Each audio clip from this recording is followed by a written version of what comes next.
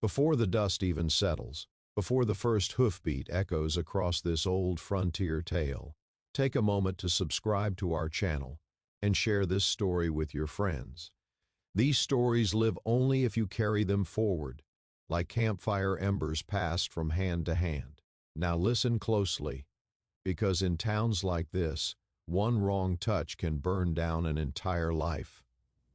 The wind came hard that morning, scraping dry earth against the buildings like a warning the town refused to hear. Dust rolled down Main Street in low waves, wrapping itself around hitching posts, boots, and bad intentions. The rancher rode in just after sunrise, his horse tired, its flanks dark with sweat, its eyes white around the edges. Folks noticed him right away. They always did. He carried trouble the way other men carried prayer, quiet but heavy. His name was Elias Crow, and the land outside town knew him better than the people did. Miles of cattle range bent under his will. He was the kind of man who didn't speak unless he meant it, and when he did, it landed like a hammer. The town had learned to keep its distance, but that morning distance wasn't enough. The trouble started with the crate. It sat outside the trading post, freshly delivered, stamped with a faded government seal and rope scars where it had been dragged too far. No one would say what was inside. No one wanted to. Old men crossed the street to avoid it. Women pulled their children closer. Even the dogs stayed back, whining low in their throats. A hand-painted sign leaned against the crate, the letters uneven but clear. "Don't touch that." Elias dismounted slowly, boots hitting the dirt with a finality that made heads turn. He read the sign once, then again. His jaw tightened, not in fear but in something close to contempt. Sheriff Halvorson stepped out from the saloon doorway like a man walking onto thin ice. "Crow," he called, forcing calm into his voice. "Best you leave that be." Elias looked at him, eyes pale as winter sky. "Town don't own the street," he said. "It ain't about ownership," the sheriff replied. "It's about survival." A crowd had gathered, now. Whispers moved faster than the wind. Everyone knew the stories. Government shipments gone wrong, land disputes soaked in blood, promises made and broken so badly they poisoned whole counties. Elias stepped closer to the crate. Someone shouted, "Don't touch that!" Another voice cracked, "Elias, please." He ignored them all. His hand came down on the lid, rough fingers brushing the splintered wood. The sound it made, small, harmless, felt louder than a gunshot. A woman screamed. A man swore under his breath. The sheriff reached for his pistol, but stopped, like his arm had forgotten how to move. Elias pried the lid open. Inside were rifles, new ones, clean steel, neatly packed, more than this town had seen in 10 years. Beneath them, bundles of ammunition, enough to arm every angry soul from here to the mountains. The air changed. Elias straightened slowly, understanding dawning too late. This wasn't protection. This was provocation. "They're gearing us for war," someone muttered. "No," another replied, eyes fixed on Elias. "He just started one." By noon, the town was split clean in two. One side saw Elias as the man who exposed a threat. The other saw him as the fool who ripped open a wound meant to stay covered. Old grudges resurfaced like corpses after a flood. Brothers stopped speaking. Friends chose opposite sides of the street. Elias walked through it all, silent, but the weight of it pressed into his spine. He had touched the thing they all feared, and fear, once exposed, turns mean. That night, the first window shattered. By dawn, blood stained the dust. The town would never forgive him. The second chapter of this story begins where forgiveness dies. The church bell rang without a hand to pull it, swaying in the wind like it was mourning ahead of time. Smoke crept up from the far end of town, thin at first, then thick enough to choke the sky. Elias stood on his porch, rifle resting against the rail, watching neighbors turn into strangers. They blamed him for everything: the brawl at the livery, the fire at the Miller barn, the boy shot in the leg when two men argued over which side he belonged to. Every accusation landed at Elias's feet like a thrown stone. Sheriff Halvorson came again, this time with deputies behind him. "You need to leave," he said, voice hollow, "for your own good." Elias shook his head. "This is my land, too." "It was," the sheriff replied. "Before you touched that crate." The truth cut deeper than any blade. Elias had believed strength meant facing danger head on. He'd been wrong. Strength, he was learning, also meant knowing when a town wanted a villain more than a solution. That night, they came for him. Not all at once. That would have been mercy. They came in pieces, a rock through the window, a torch dropped in the yard, a shout from the darkness telling him he'd be dead by sunrise. Elias didn't run. He saddled his horse, not to flee but to move, to protect what little order remained. He rode through the town, putting out fires, dragging drunks out of fights, breaking up mobs with nothing but his voice and his presence. Some listened. Most didn't. At the trading post he found the rifles gone. The crate lay empty, broken apart for firewood. That's when he understood the full cost of his action. The town wasn't enraged because he'd exposed danger. They were enraged because he'd exposed themselves, their hunger for power, their readiness to turn on each other the moment someone handed them the means.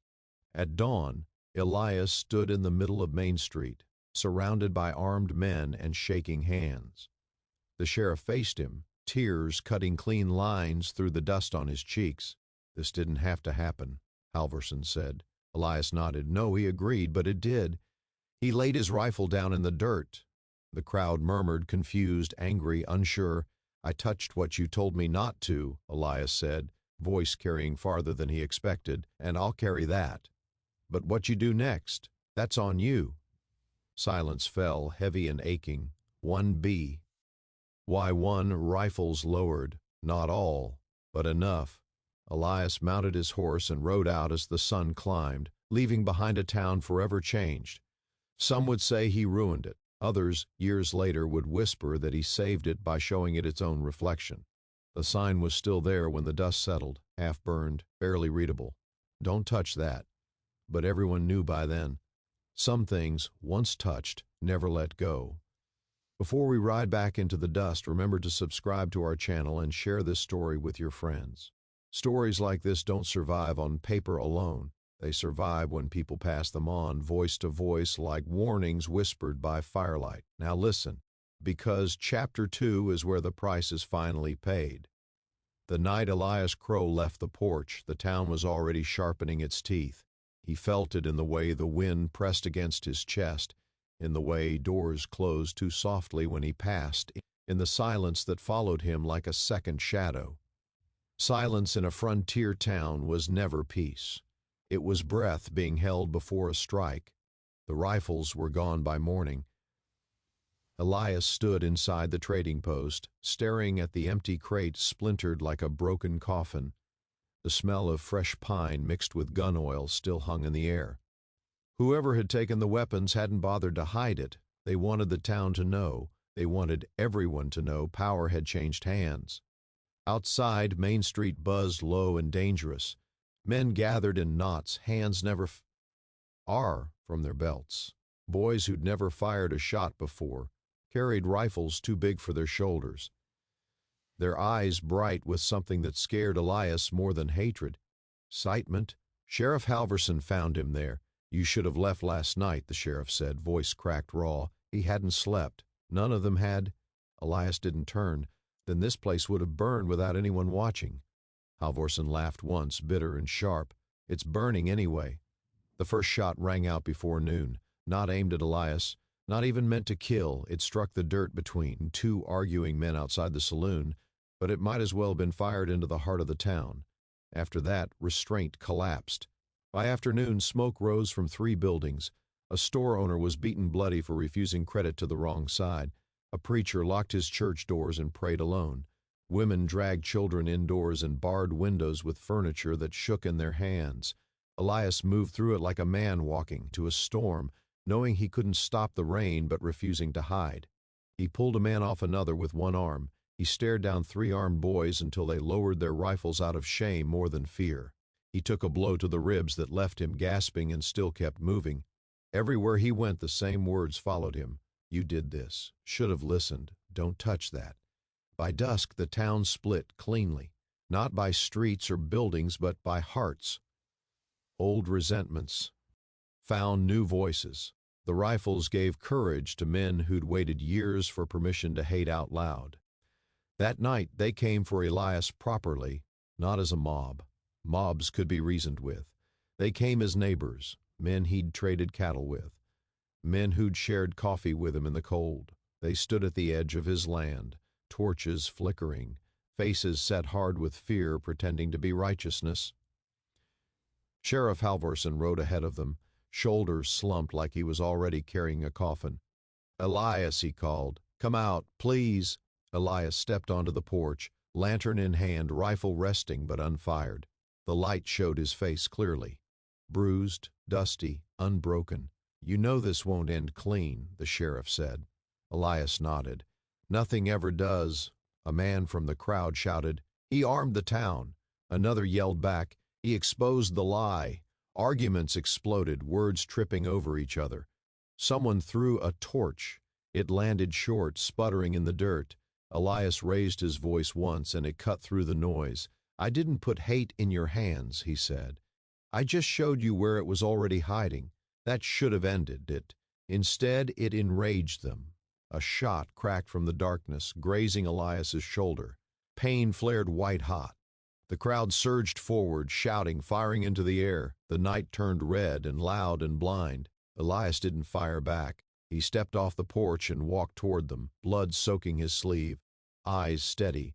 The sight of him advancing, without raising his weapon, broke something in them. Shots faltered, shouts died in throats. Halvorson dropped to his knees. "Stop!" the sheriff screamed. "This is over." Slowly, impossibly, it was. Torches fell. Rifles lowered. Men stared at their hands like they didn't recognize them anymore.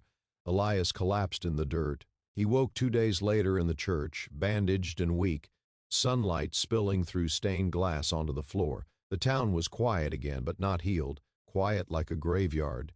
Halvorson sat beside him. "You're leaving," he said softly. It wasn't a question.